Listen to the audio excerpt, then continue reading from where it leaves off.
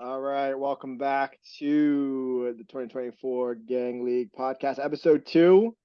We had the draft yesterday, so we'll be doing a draft recap. A lot of excitement coming out of the draft. Everyone feels great about their team, or maybe not everybody, but I think typically coming out of a draft, you look at your roster and you're just thinking about all the good things that could happen to your team. You're not thinking about anything that's gonna go wrong, which inevitably it does. Joined here with my co-host Chris DeFalco, coming off a strong draft himself. How we doing? Hello, sir. Hello, all. Strong Um, draft is something we'll get into. I don't know how I feel about that, but we'll get into that. well, the power ranking said you were 100 out of 100, which, you know, I don't know how they were. I don't know how it's fantasy football. It's like one of the apps I have. You can pretty much link up your ESPN to it and it syncs your roster and everything. So, yeah, the other thing, I am the commissioner this year and got home after a late drive back, the fucking pouring rain, ate some pork fried rice. My phone was going ballistic. Where are the rosters? Where are the rosters? Brother, I literally needed like a 20 milligram Adderall to sit there and fucking drag and drop because the thing I wanted to do, which ex-commissioner in the past hadn't done this, but like I think the way if you put it in order, then ESPN tracks, oh, this player was selected first, eighth. It would be like first, 10th. But if you don't put it in order, then it's like if you just go team by team, then it makes it seem like, for example, like Rashid Rice would be the first pick, seventh overall or sixth overall, But what which does then that like matter? just for bookkeeping purposes, right? If you want to then go back and look at, oh, like historically, we've had a lot of running backs, a lot of wide receivers. I mean, I think we can unearth the photos, but look, at the end of Well, the day, then you got to sub out the work. You got to sub out the work to get done gonna have to get a VA for this league. right away. Is the league was was was waiting. I mean, but draft ended before 7 o'clock. It was 9:30, and we were waiting on these rosters. Bro, I had to So drive home. I'm just saying. I got home. I got home at 7:15. Well, I mean, there was a You know, draft cleanup that had to happen, then you gotta obligatory. sub this workout. All right. Anyway, Okay. uh, So I guess what we'll start off with is we'll do a first few round recap. We'll do a first round recap, second round. We're not gonna do round by round. It's just gonna take way too long. Then we'll do like a best and worst picks, and then we'll look at the power rankings, which were spit out by this app I have, and then we'll maybe do some Q&A. We got a lot of questions coming in from the in the comments, so we'll save that for the end. So let me share my screen real quick. Where the hell is this chick's pad? Hold we only need the first few rounds, I think, so we should be good with that. on. So I guess first pick, quite the upset, some would say. Now Tom Hanley, I don't think first of all some stats on the first overall one of one pick. I don't think one of one has ever won a chip. I think that's facts. I don't even know if they ever made it to the Super Bowl. So, it's kind of a cursed pick. A lot of the times the data says, I think over the last like 10 years, only the consensus number one pick has finished like outside the top 10 players, like 8 out of 10 years or something crazy like that. And Tom, I think he's had the first pick. This might be his third year in a row. And he went with who'd you go with? JJ last year and then Jonathan Taylor the year before. And both ended up getting injured. So he said, fuck it. I'm gonna zig while everyone is zagging, and he went with Brees Hall. It's a bold strategy. It's I mean, it's you can make a case for both sides, right? I think the chances of a running back being the clear cut number one guy back to back years is very tough. Um, and I do understand McCaffrey's got some injury history. Um, but it's really a points thing. And I think when you look back on it, you gotta kind of just take the math and if I was him, I probably would have not been, ballsy enough to make that call. It's gonna be a big boom or bust. So we should see. We'll see what happens. Jets offense hinges a lot. Um, they might pass the ball a lot, right? Like they might have, some offensive injuries. Who knows?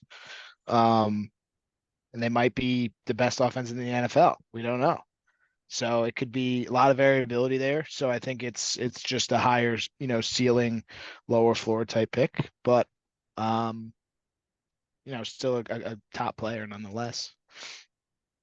Yeah, I mean, I think that it's tough.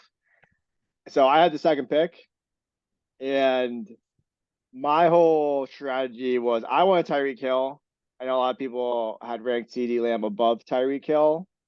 I thought Tom was going to go. Tom said he was between Brees Hall and Tyreek Hill.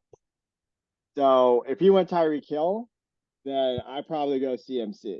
Once he told me pre-draft that he was going Brees Hall, that's when I said, all right, I'm just going to stick with Tyreek Hill. I think for me, Tyreek Hill has a pretty high floor and a high ceiling. There were games in CeeDee Lamb's early season last year where he was like a 5 reception, 50-yard guy, which gets you 10 points, but for your first pick, you're really looking for that upside.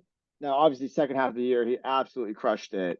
But just even that, just a little bit of inconsistency, I guess, or maybe not inconsistency, but just not those high scoring games for me. Kind of, I didn't want to take him with that number 2 pick.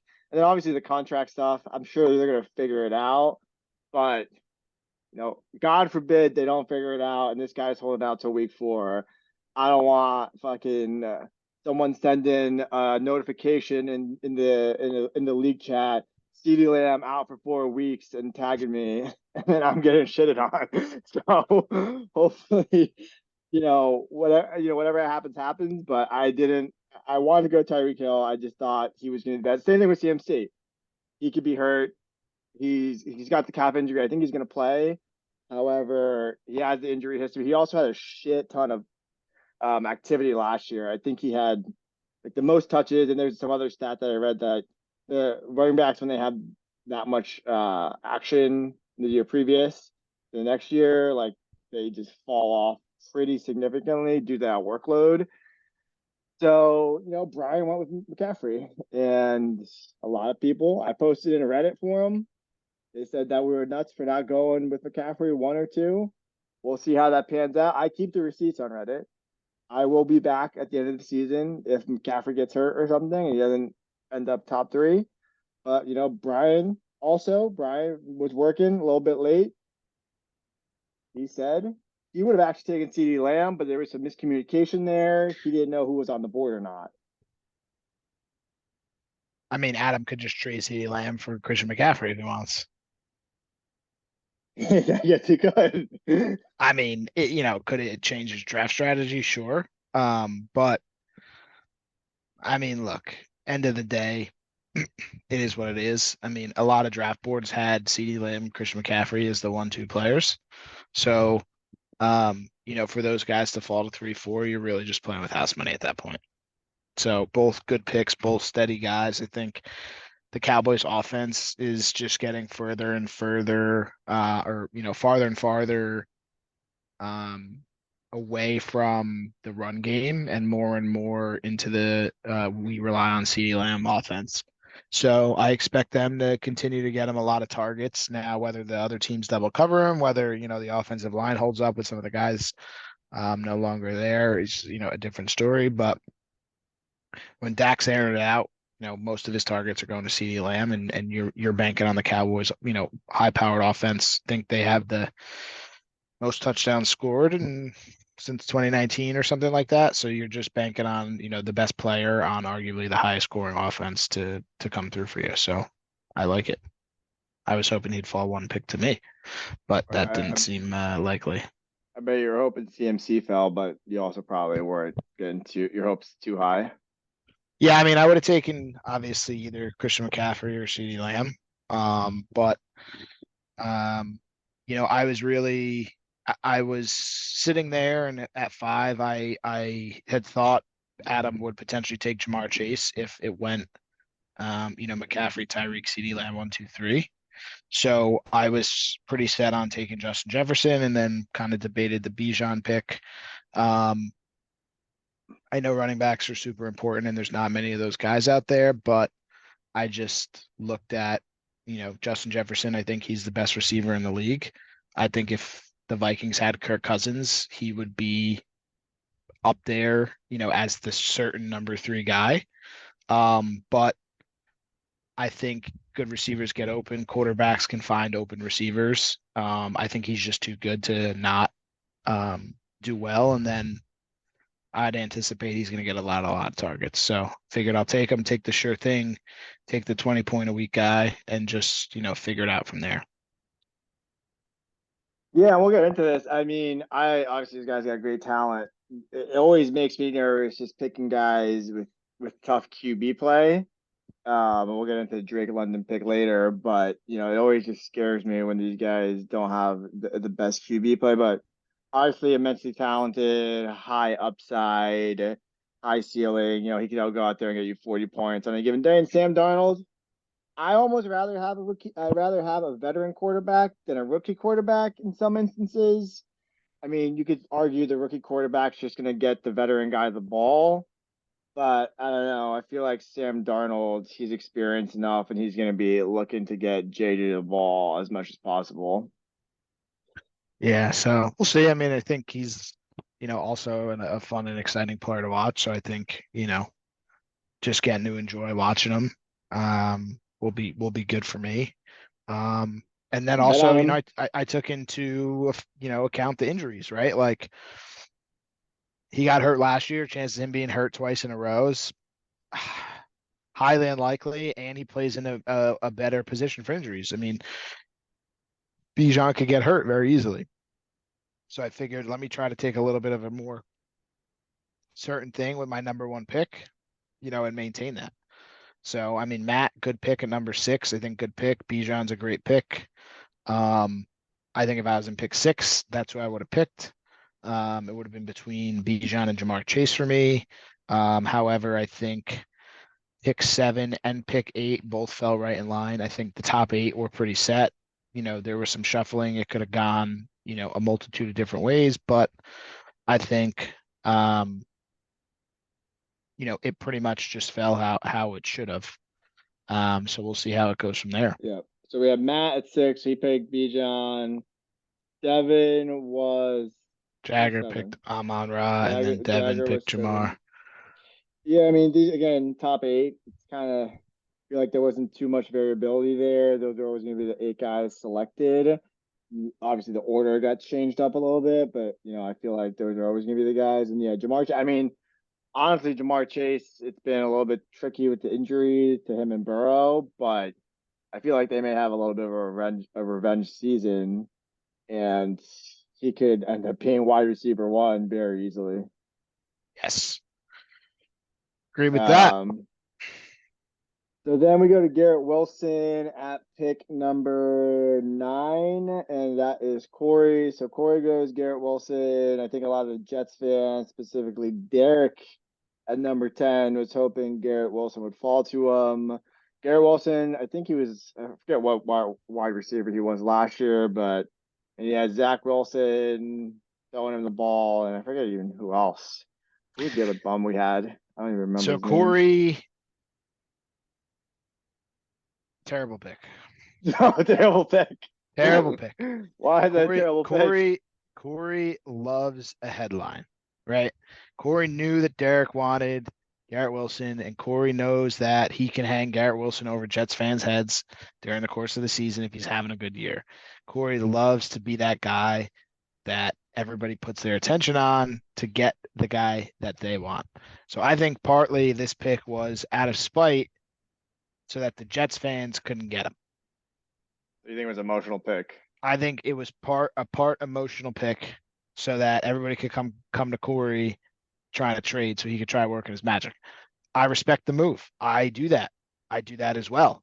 However, if you look at his first 2 round picks, we'll get into this, but you look at Garrett Wilson and Chris Olave, imagine he had Jonathan Taylor and any of those other receivers, probably I would have taken Devonta Adams, right? So you look at Jonathan Taylor, Devonta Adams versus Garrett Wilson and Chris Olave, your team's looking much, much different. So we'll get into that. But again, I think a little of this was motivated by Corey having the jet. Maybe he wants to be able to watch him, with NFL Sunday Ticket. You can watch anybody nowadays. So, hopefully that wasn't a factor at play here. But Corey, let us know. Think it was a little emotional, but we'll see. I mean, could he be the new Devonta Adams for Aaron Rodgers? Maybe. That's what I think the plan is, and that what I think the hope is. Um, but again, a very unproven offense, right? Like we're talking, who we getting here, and then he by not taking one of those 3 running backs, he kind of boxed himself out of a running back in the second round where he could have gotten one of those receivers no matter what. Right? Like he was getting Chris Olave. He could have taken a running back and then hoped, one of the other guys fell, given Garrett Wilson would have been taken by Derek. So I I agree with that, and we'll get into this as well. But maybe let's get into it now. Corey, obviously defending champ. So last year he went zero RB strategy. He got lucky. Not lucky. These were good picks.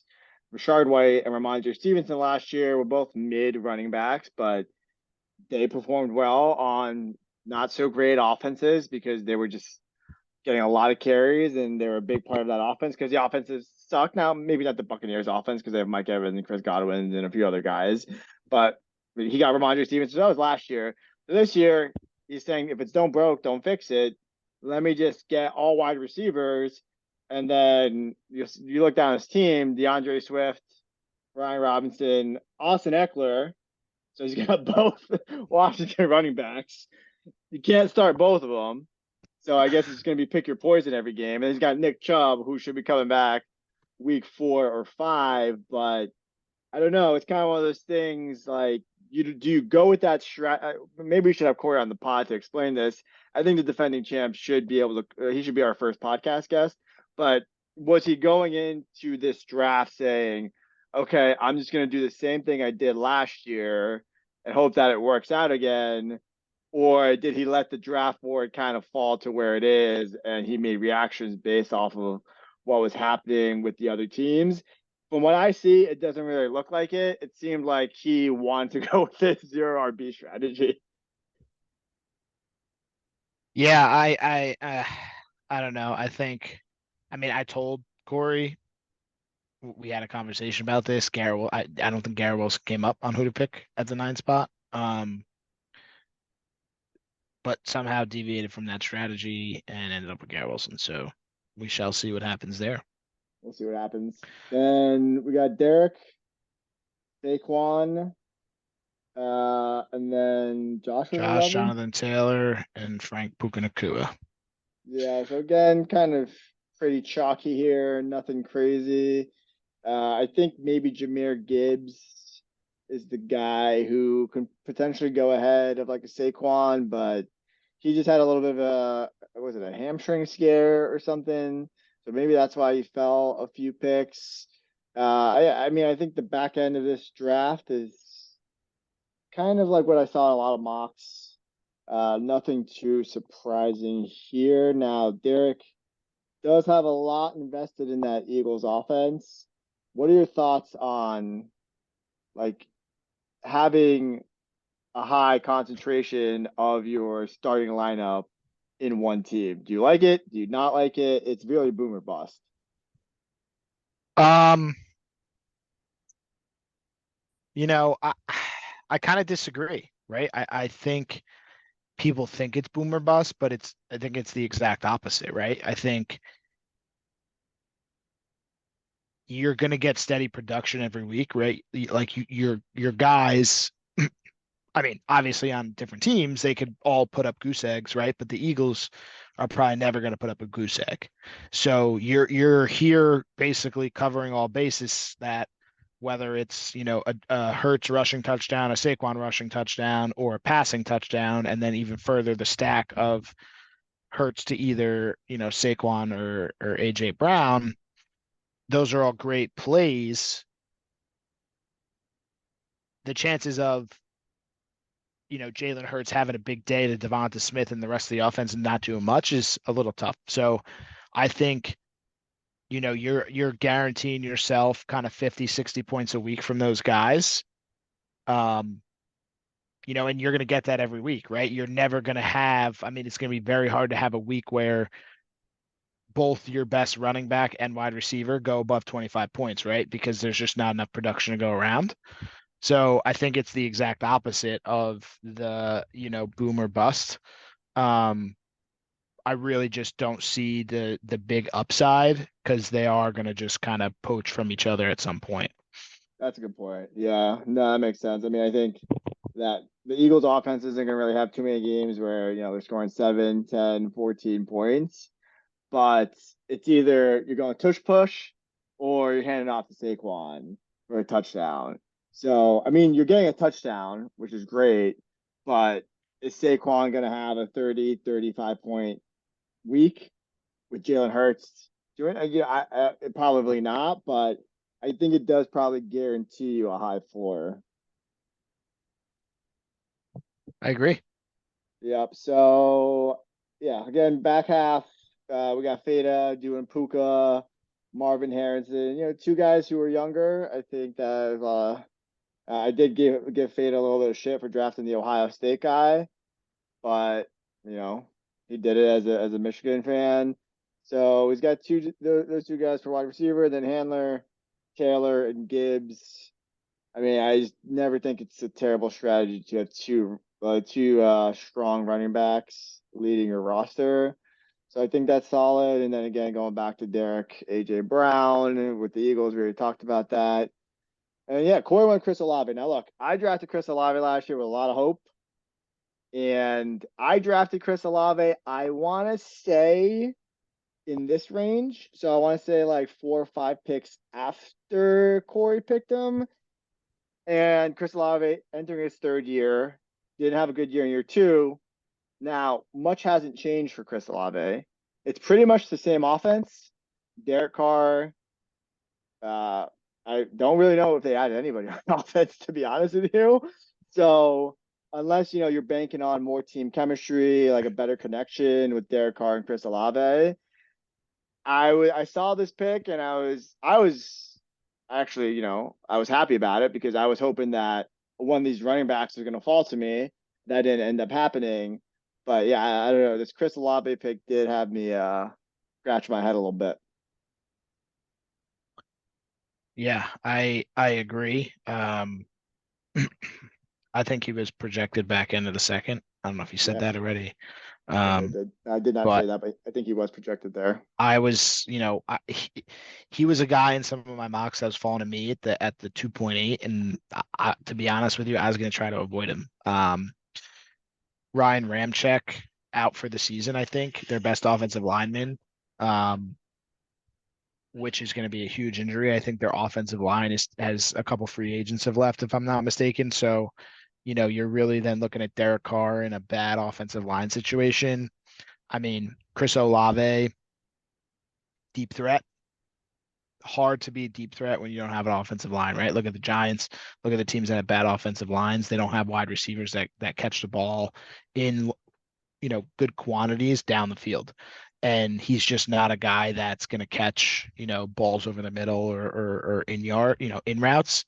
He's more of your playmaker. So he's really going to go with the Chief or with the Saints offense. And I feel like the Saints offense just is missing something. So we'll see how that goes. Saints offense, I think, is just mid. Like if you just had to Yeah, describe them, they are mid. not, They're not going yeah. to be terrible. They'll have games where they play the Panthers and maybe Yep. they put up like 30 points. But I feel like when they go up against a good defense, especially away from the dome, they're gonna be in trouble. Now we get into the next like group of picks.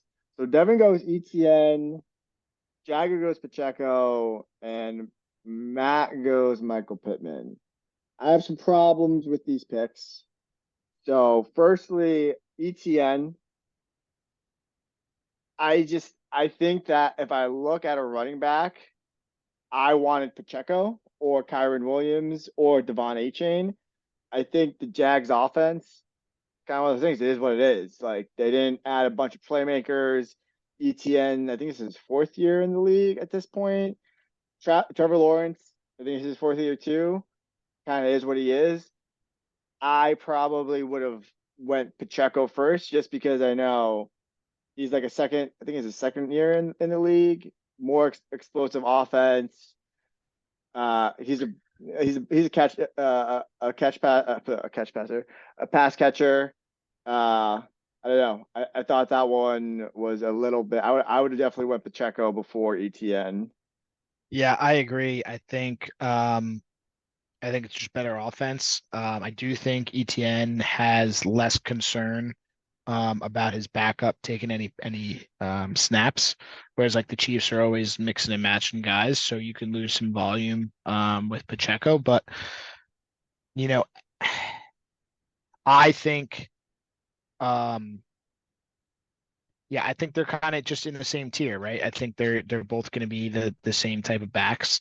I think ETN's a little more volume. I think Pacheco just is going to have better numbers and be a more efficient back.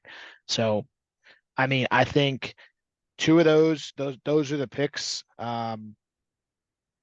Wouldn't be upset with either one of those guys. Michael Pittman, not a good pick. So Sorry, Matt. the Michael Pittman pick. Now I should probably introduce the Shaq meme here, but we could be 8 weeks into the season and Michael Pittman could be going off, You and could very well could I be. could be I could be saying, sorry, Pittman, I wasn't familiar with your game.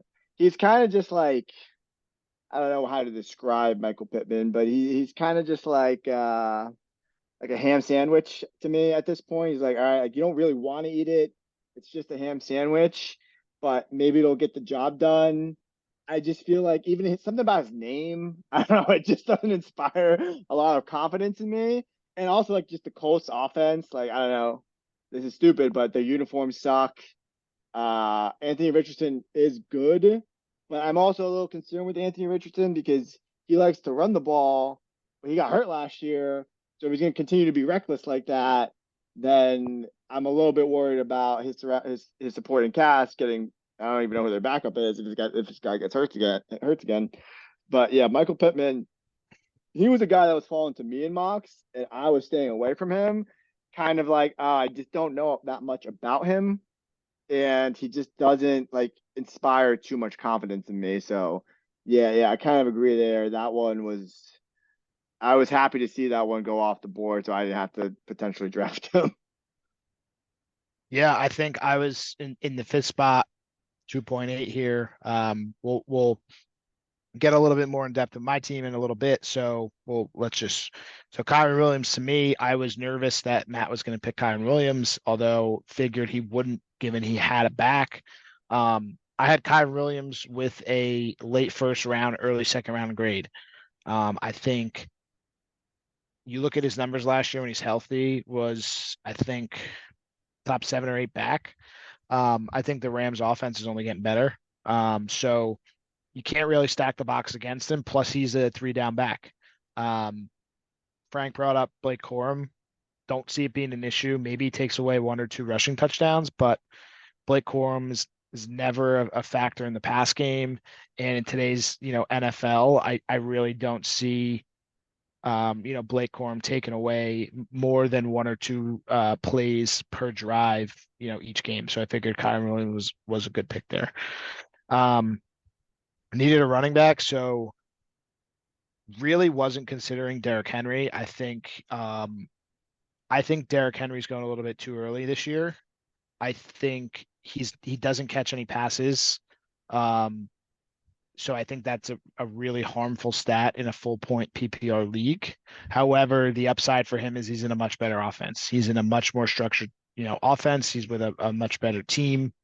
Um, so he should be able to be more efficient on the ground. But again, he's gonna take or excuse me, Lamar's gonna take away some rushing touchdowns from him. So little bit of a wonky situation, very boomer bust pick. I would have been targeting Devon Achane if Kyron Williams wasn't there. I think Dolphins offense is sick. Um, very efficient running back. Didn't get a lot of play. I still think Mostert is actually listed as the starter. However, Achane is obviously the fantasy pick out of those two. I would have taken the approach of trying to get Mostert if I had Achane and prioritize that, given the lock on that Miami running back situation. Um, I think Jagger had Mostert and Frank had Achane, and obviously that it went week to week, back to back of guys performing. So having those both would have been really cool.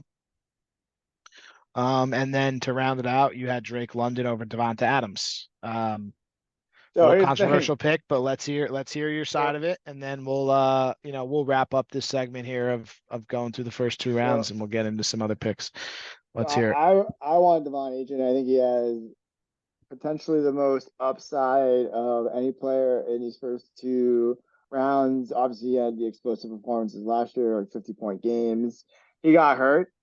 But I just think that when you are playing fantasy football, what you need to optimize to is upside.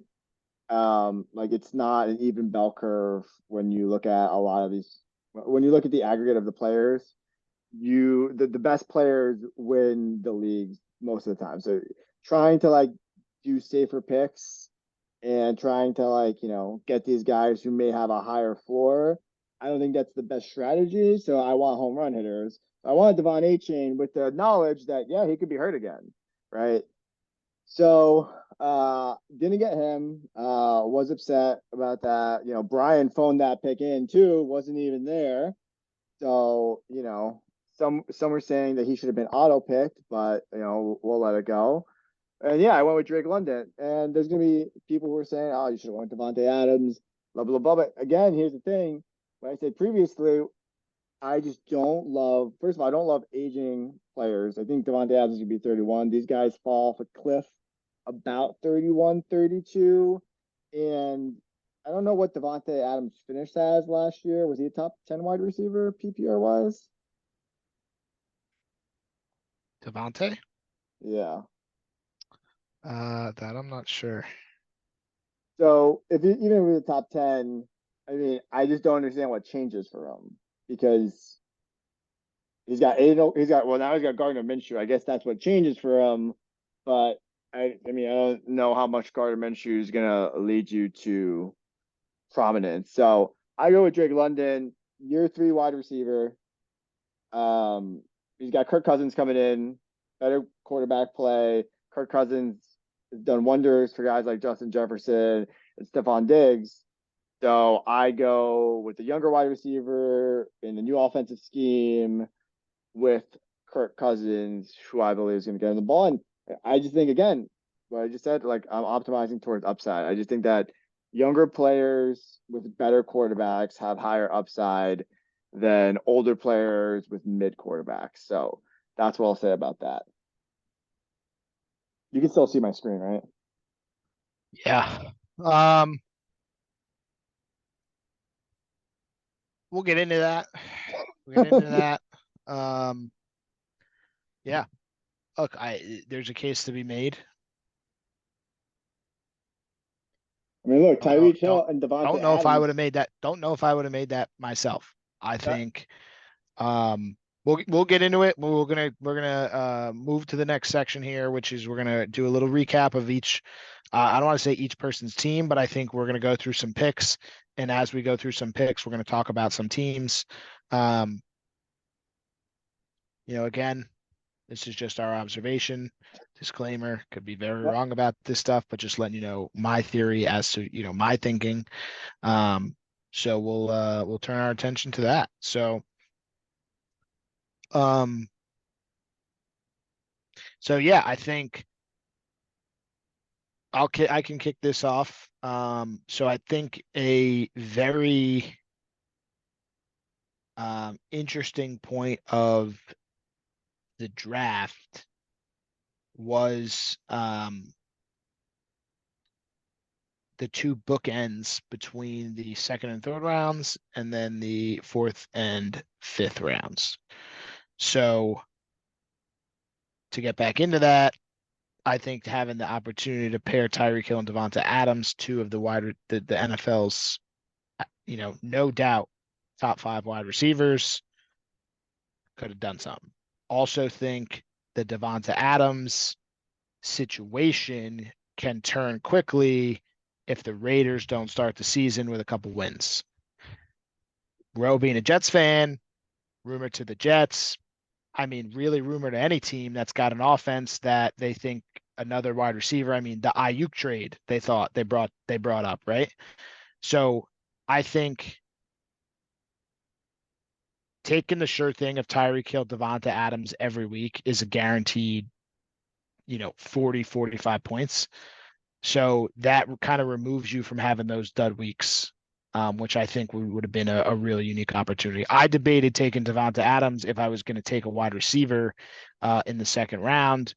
But after Etienne and Pacheco went, I didn't feel like I was going to be able to get Achane in the third round. And at that point, I didn't really want Kamara as my first running back.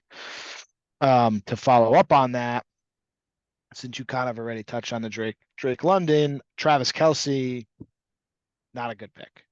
I think he's 35, coming off a Super Bowl.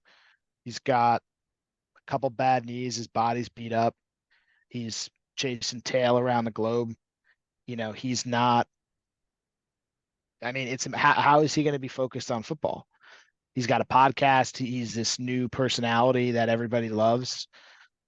And I don't blame him. I'd be doing the same exact thing. I mean, if I'm him, I'm going out there telling coach, playing 55% of the snaps, 5 catches a game for maybe a touchdown when we make the playoffs, because we're going to make the playoffs whether I play or not. I'll turn up, and that's got to be the agreement, like a little Gronk-esque, right?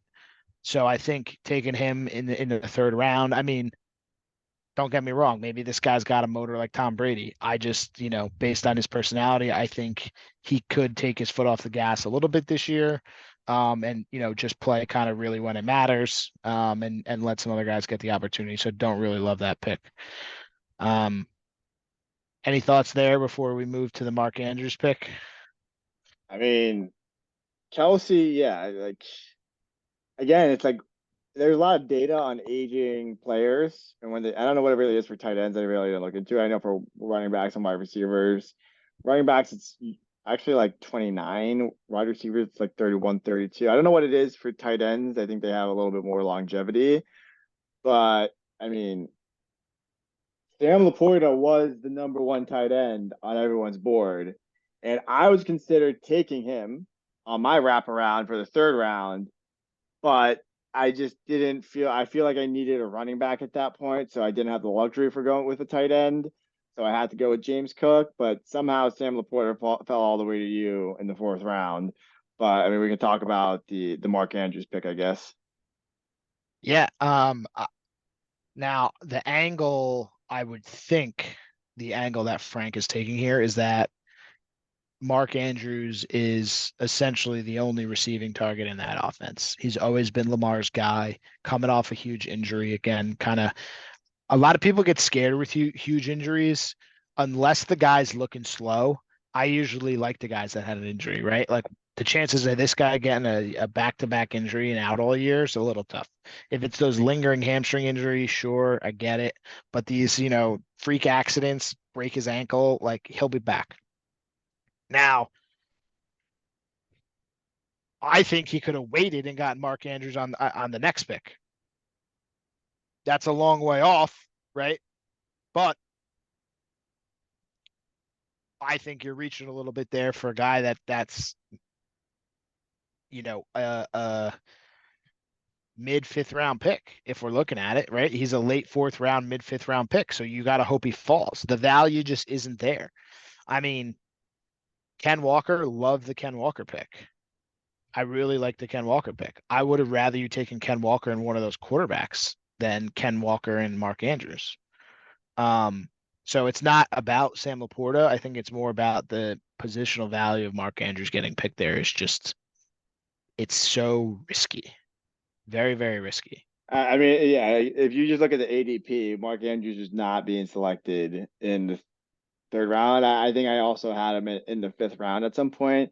Now, I don't think he's getting back to Feta in the fifth round. I mean, you look at the fifth round, I took Kincaid. I mean, I probably would have taken Mark Andrews, so he's definitely not getting back. But I mean, you could still like the value is just not Yeah, but there. to be honest with you, if nobody had taken a tight end, I wouldn't have taken Sam Laporta at that pick Yeah, so you think it because would have been like a domino I effect? would have anticipated that I would have gotten Mark Andrews, Dalton Kincaid, Trey McBride, or Sam Laporta on the wraparound. The Yeah. chances that four tight ends would have gone to each of the next four teams in the next 8 picks wouldn't I think I would have taken the chance on that. So like Mark Andrews might have fell, you might have gotten Laporta, and then I could have potentially taken Mark Andrews. I don't know if I would have, but that's I think he potentially could have gotten a Feta if it shuffled out correctly. But I just don't. I think like you're looking at Mark Andrews, Anthony Richardson, right? Like if you would have flip flopped those, you could have had the second best quarterback and the sixth best tight end, and like the quarterback scores a shit ton of points. So I don't know. I think it's a big risky pick. I mean, Anthony Richardson said this at the draft. Who, if you had to bet your money on overthrowing a guy between Anthony Richardson and Corey throwing a second base, that'd be a tough one. Okay. Anthony Richardson stinks as a QB. He came into the league, ran a little bit, offense looked a little good. Teams don't have tape on him. XYZ might start out hot, terrible QB. Can't throw the ball. All right, maybe you got tape on him. I'm not too familiar with anybody on the Colts. I'm not too familiar with their game, but I do think that these rookie quarterbacks, they come in and they run the ball, and then yes, guys get open because they have to respect the running game, but they're not throwing in between windows very accurately. It's like these guys are kind of wide open. And then what ends up happening is okay, the defenses start saying this guy's just gonna run the ball. So let's make sure we got a spy. Let's make sure we're playing zone. And then these guys kind of have a sophomore slump, which I feel like that happens pretty frequently with these guys. So I was a little concerned. Even like CJ Stroud, like obviously he had a way better season than Anthony Richardson, but another guy who's a rookie could have a sophomore slump. I agree. Um, I agree. All right. Well, do we want to Any other notable picks? Anything well, else? I I was think gonna one. say there's a couple questions from the pod here that I think will get us or excuse me, there's a couple questions. You could edit this, right? We'll cut it, Yeah. put it in a little ad. And then we'll say because like Corey has a couple questions, so on and so forth. So I think we could cover that. Like we'll each answer it and then I'll go from there. So all right, welcome to the last segment of tonight's episode, the Q&A. Um, what we're going to do here is we're going to take questions from the owners submitted. So thank you for your submissions here. So if you don't mind pulling that draft board back up, that'd be helpful. So Corey's question is, where do you think was or what do you think the most pivotal selection in the draft was? Biggest mispick, pick taken that could have affected the makeup of a team. So we'll start with you, Ro. What would you have said? Can you see my screen? Yes. Yeah, I mean, I think that in terms of biggest makeup of a team, I probably would say you, Core. Like honestly, Ass. Don't you know the strategy. like I get it. I do know the strategy. He's just saying I'm gonna do what I did last year. But Chris Olave, again, like I just don't think he has great upside. And then your starting running back is DeAndre Swift, who like he was okay on the Eagles. Like I had him last year. However, he's I mean, he's probably going to be in a committee situation. He didn't really score a lot of touchdowns last year when he did get the ball within the 5 yard line. Maybe that's a little bit of tush push, but I mean, I was watching him closely. When he got down to like that 5 yard line, there was a force field between him and the end zone. So he's like kind of more of a high volume guy. I I think that's tough. And then you got Brian Robinson, Austin Eckler. Like, I mean, maybe Brian Robinson year three he actually starts performing well, but I think I picked two. You could have had Pacheco. You could have had Kyrie Williams. I think either of those guys there, it's going to make your team a lot different. And now you're really relying on I mean, they're three really young wide receivers. Malik Neighbors too. Like, I mean, you could have had Kamara. Like, I personally didn't love Kamara coming into this draft, but he's a proven wide receiver, proven running back with maybe a higher floor. So I just feel like the Olave pick really like fucked you, bud. Yeah, not taking a tight end. I mean, not taking a tight end is a tough one. I mean, I didn't take one. putting a zero burger in, a couple weeks is going to be tough. I mean, you got some pieces. I think Terry McLaurin is absolutely somebody you should be looking to trade right now. I think if you can move him for a good piece, um, your team could be right back there. I think you got three wide receivers that are going to be playing every week. McLaurin's going to be sitting on your bench. You should be looking to move him for something that'll at least improve, maybe your RB. It's early. Maybe some guys, don't want to move, but certainly something that you should consider. Seeing how the draft shook out. Um, for me, uh, hmm, for me, I think. I mean, certainly got to agree with you, but I think just Derek going with the Eagles has been, it's a strategy, right? Like they're all high producing guys, and then you look, he's got Kamara, he's got Zay Flowers, he's got Chris Godwin, he's got Brock Bowers, he's got Javante Williams. So really, all of his game changing guys are really all on the same team, and it's just going to be interesting to see how that plays out. Um, maybe he's going to be sitting at a place where he can sell one of those guys high, at the point in which he's able to. But really just at that point, matters what's going on. So, um, all right, Devin asked biggest reach of the draft. You want to leave this one off? Um, yeah, so I mean, I think the easy answer is Mark Andrews. I think that's the easy answer. Um, I think a quiet sleeper answer for reach of the draft is between. I think it's got to be Alvin Kamara. I think he's mid. I had him last year. I think the Saints offense stinks. I mean, I watched this guy probably have 12 rushes inside the 5 yard line last year, didn't score one touchdown. Um, that's a fantasy killer. He, I think, broke 10 points once out of the last 7 or 8 weeks. And their offense really hasn't improved. So I think that pick was a little bit of a reach. I think you probably could have gotten him in the fourth round. Now, would I have taken Jalen Hurts there instead? I don't know. I think I like Ken Walker better than I like Alvin Kamara. Um, who the hell knows, right?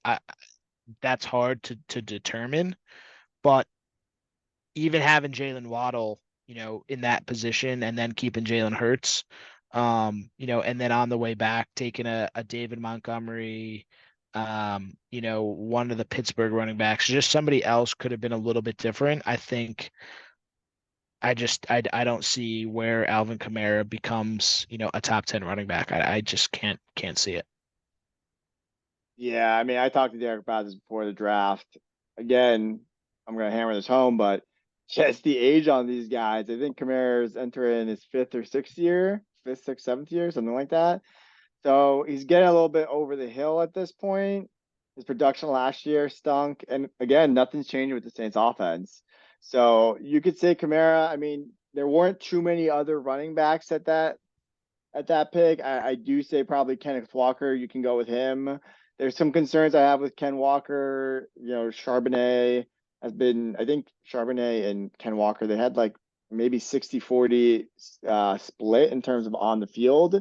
So I was a little bit worried about drafting him. Now, Ken Walker is a younger guy though, so I think I probably would have went with Ken Walker too.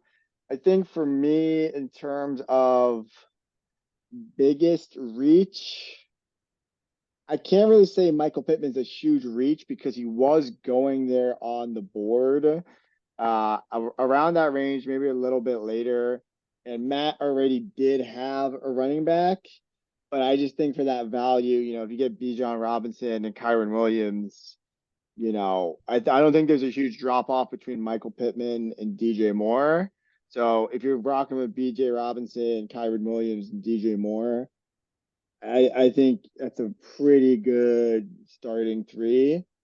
And then from there, I can't really see any other reaches. I'm trying to see down there if there's anything that's sticking out to me at this point. I wouldn't say any of these are reaches per se. I would say that I don't want to keep picking on Corey, but the Austin Eckler pick, I guess he was going in that eighth round, but taking him and Brian Robinson, I guess you're trying to do like a handcuff situation. I don't know. I feel like that may have been a little bit of a reach for me too. All right. Devin asked some bogus question about me being concerned with Justin Jefferson. The answer is no. He's the best receiver in the league, so I don't have to worry about that. Um, At the Cousins got hurt. um, all right. So I'm gonna tailor one of these questions here that um will change up here. Um, so want you to think about the biggest dark horse team that you could think of, and then what I want you to do, Ro, is on the screen. I want you to pull up a little bit of an Excel sheet, and Mhm. we're going to do a prediction of the two teams who we think will get the bye and the four other teams that will make the playoffs um, based on I think tonight's it's draft. And we're going to revisit that when we get back. I think it's good. I mean, I will say that we probably should start with this at the beginning of the show. I'd be interested to see at the end of the year what this comes out to. I feel like fantasy's weird, and I don't ever know if it's is it more luck or is it skill? It's definitely a combination of those two things. But what really like takes the day? I don't really know. So it'll be interesting to see like okay, like were there clear cut better teams here? Uh, were there not? We'll see. So I'm just typing up in Excel real quick. Yeah, I mean, that is the premise of fantasy football, right? You basically just said everything that happens in actuality, that we don't know what's going to happen.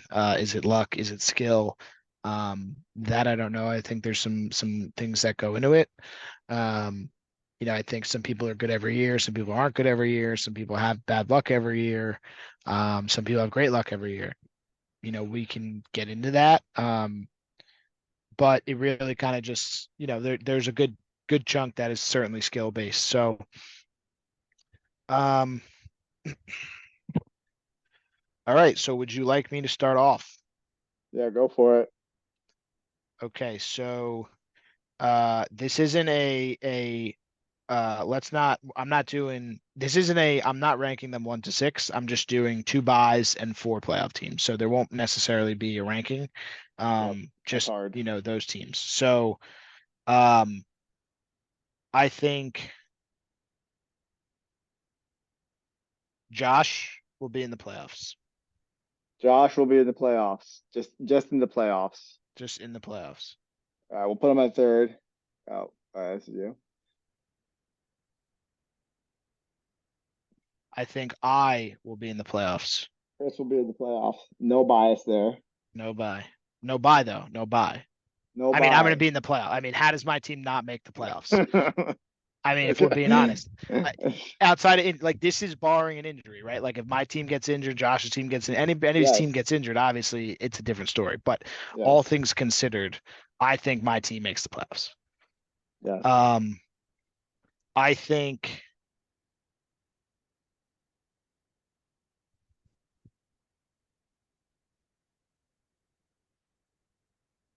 Spence is killing us. I think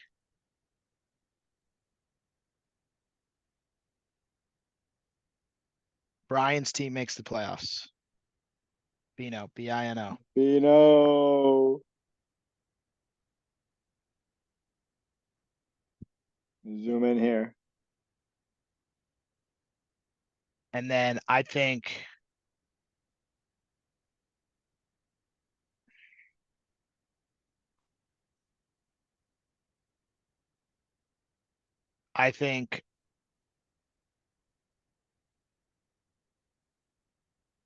Roberto gets in the playoffs. That's me. So, but who are the buys now? I think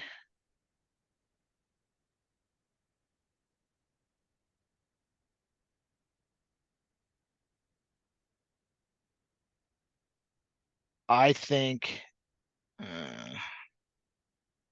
gonna switch yourself to a buy?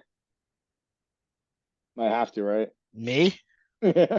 Nah, no, I don't think so. I think one certainty, I think the best overall team coming out of the draft, Drum roll, please. Adam. Adam. Wow. I was gonna Two say Adam defenses, too. two defenses is a wonky, you know, don't know what that's about. I get that the Ravens are playing the Chiefs week 1, but after that, you then don't have to worry about the Chiefs. I wouldn't have a second defense. Um, so I think that, and then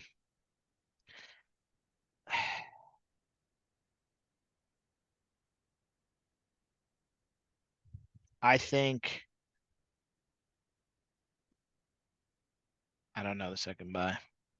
Tough one. That's a Second buy tough is one. tough. Second buy is tough. I think Jagger will make the playoffs.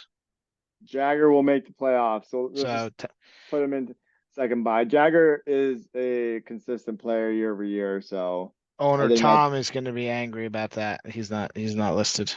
he's not listed. Now, the problem He's with afraid. him, He's going to be down to the wire. I think he's going to be fighting for a spot.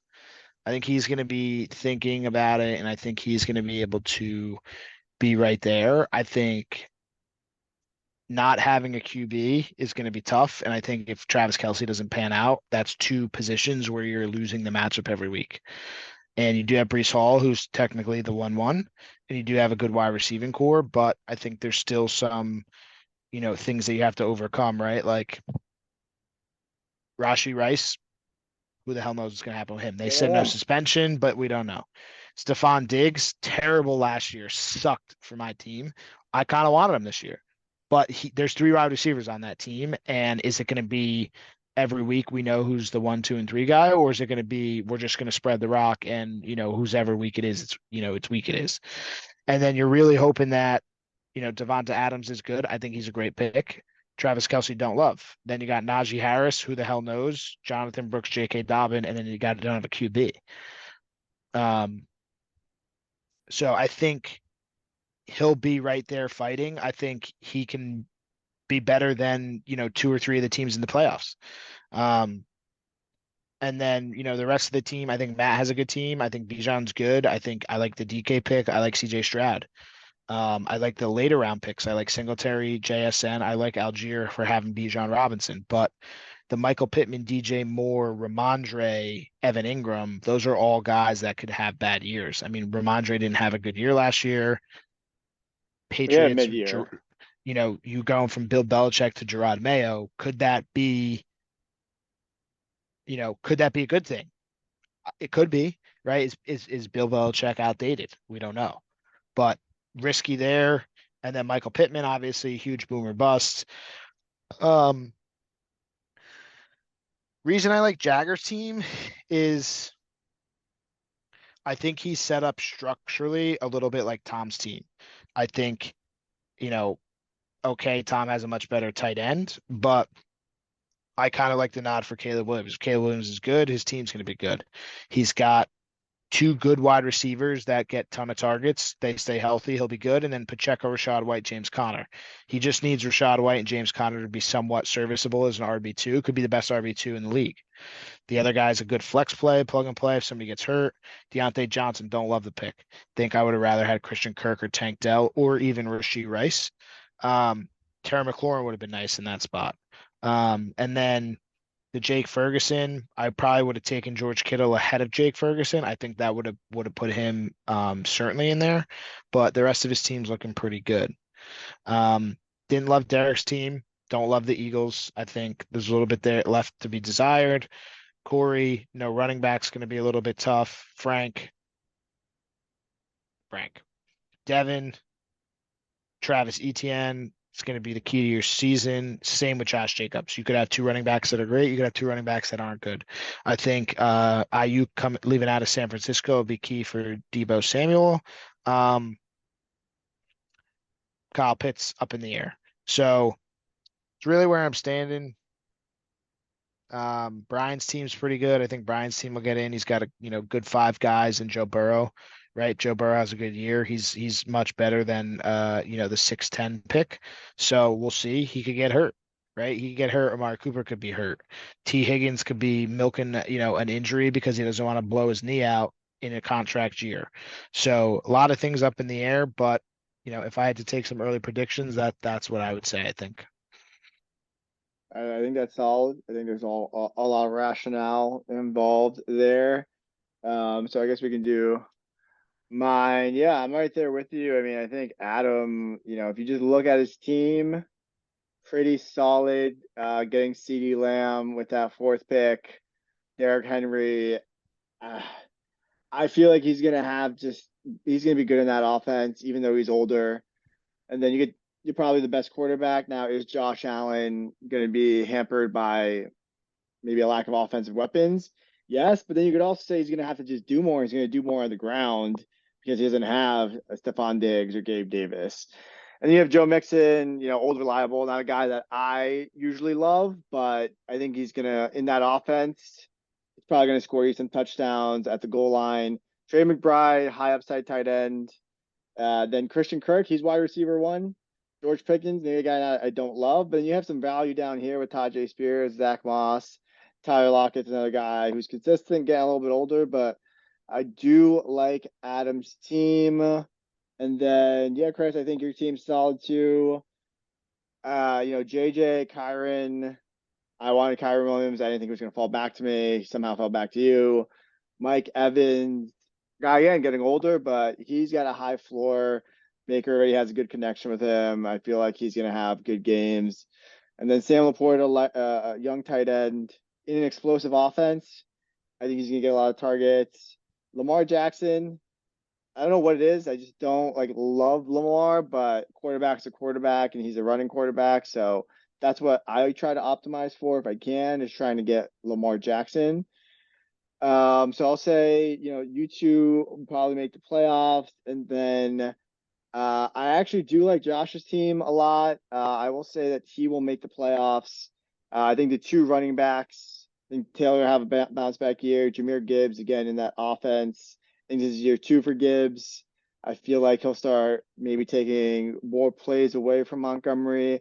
Jalen Waddle, a guy who, you know, kind of got in the draft rankings, at least he got punished for his performance last year. I think that he could end up having a bounce back year this year, especially if there's more focus on Tyreek Hill. I think Waddle's going to have some room for separation, and Devontae Smith is a guy who's consistent. And Calvin Ridley, I drafted him last year. He bit me pretty bad. However, he's on the Titans offense.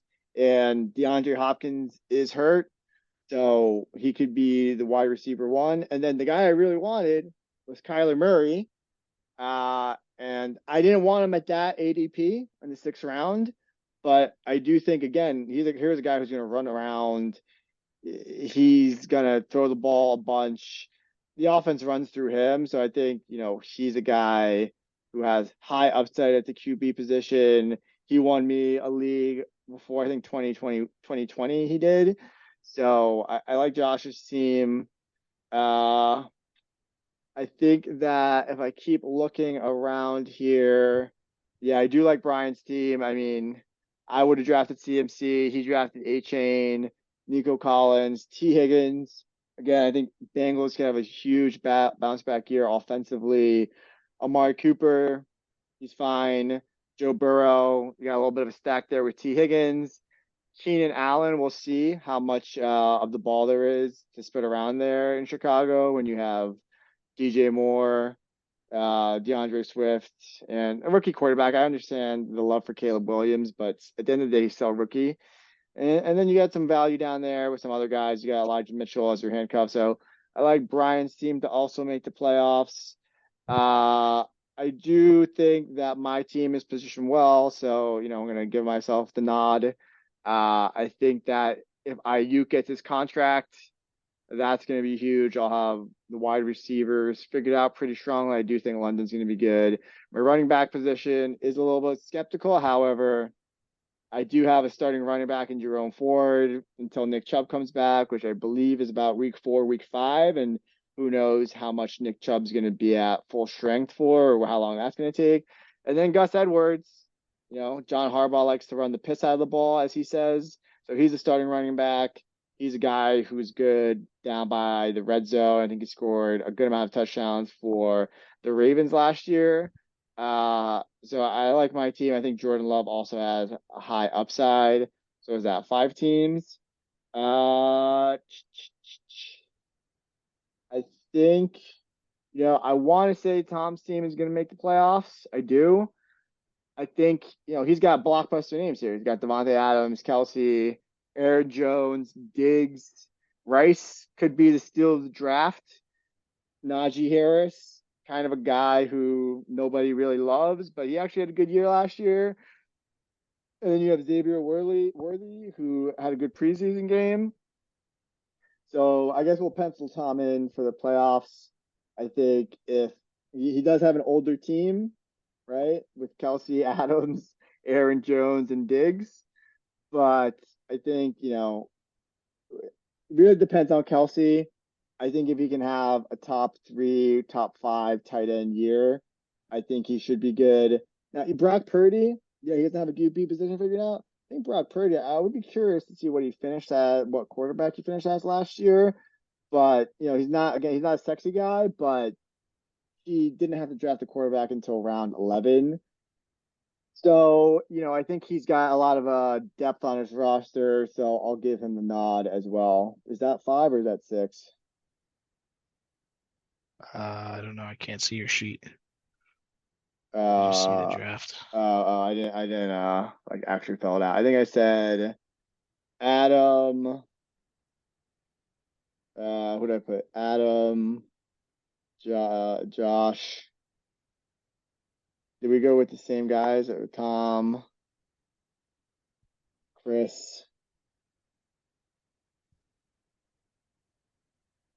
Did I say Jagger? Is there somebody else? Jagger Brown. All right, this is what we'll go with. We'll quickly at the end here just pull up what the fantasy pros said. Now, again, I don't know their whole algorithm or what they're doing here, but let me just pull this up really quickly.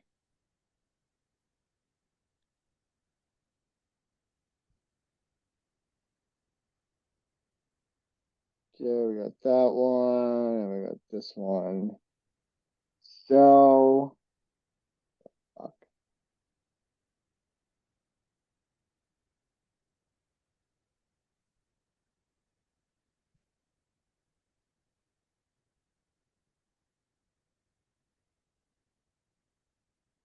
So this is the app where I plugged in the our ESPN league and La Cosa Nostra 100. My team 97. Matt Hanley's team 96. Did I say Matt was going to make the playoffs? I thought I did. Maybe not. I forgot about Matt. That'll be my last playoff team is Matt's. Brian, is this Brian? Let B Johns be B Johns, or is that Adam? I think that might be Adam, right? Think that's Adam. Then we got Tom at 94. Man Bear Jew Pig, the GOAT fantasy name in our league. Amon, your mom is Jagger. And then we have where is the last one? Up, there it is. Prepared to get Rad Dog, which is Corey. One of the worst fantasy names. I'm so pissed that it has to be in the trophy. He has to change that anyway because he doesn't have a mom or St. Brown. Derek also has to change his team name. 92.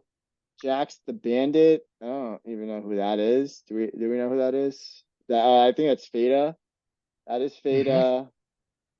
Help Enigma out. Hopefully YouTube doesn't ban this video for that. I don't know who that is. Is that Brian? I think that might be Brian. And then Devin Island Boy is 85.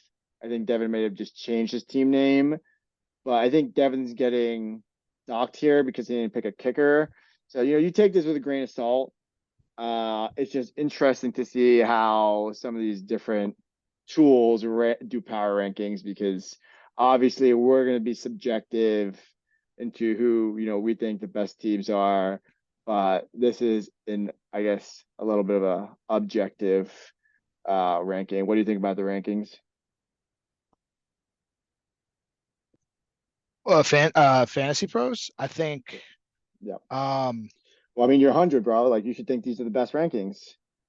yeah, but I don't think so. I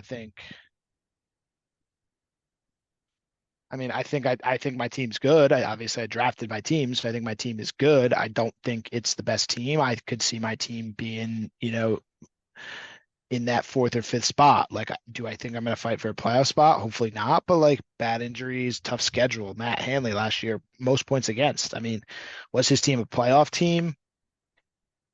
Early on, it looked like it faded at the end, but I think he was just demoralized. I think he was going up against high performing weeks every week and was getting clobbered by that. So really depends. I think there's a lot out there that can come through. So it'd be an interesting year.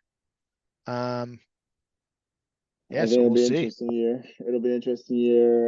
We don't have team names fully decided yet. I think we need to still work through that one. Uh, because Corey asked who has the worst team name, and Corey is still you. I hate that team name. I don't really think there's any other ones. Purple Cobras. I guess that's like a dodgeball reference. Uh, you know, I don't really think there's any terrible names, Corey, other than prepare to get rad dogged, which is just gross.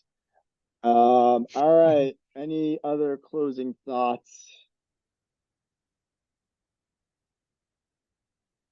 I don't think so. All I think right. that's it. Good Well, luck to everybody. Nobody get, offended. Um, all clean yeah. fun, but good luck. I hope these comments come back to bite me. Um, Otherwise, I will see you guys in the chip and hopefully get my name on that trophy.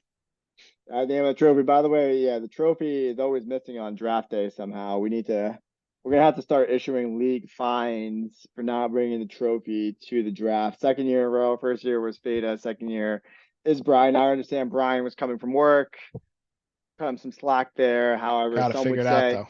maybe you should have the trophy in the car when you're going to work. So you have it when you're driving to the Alexis. Gotta figure it out.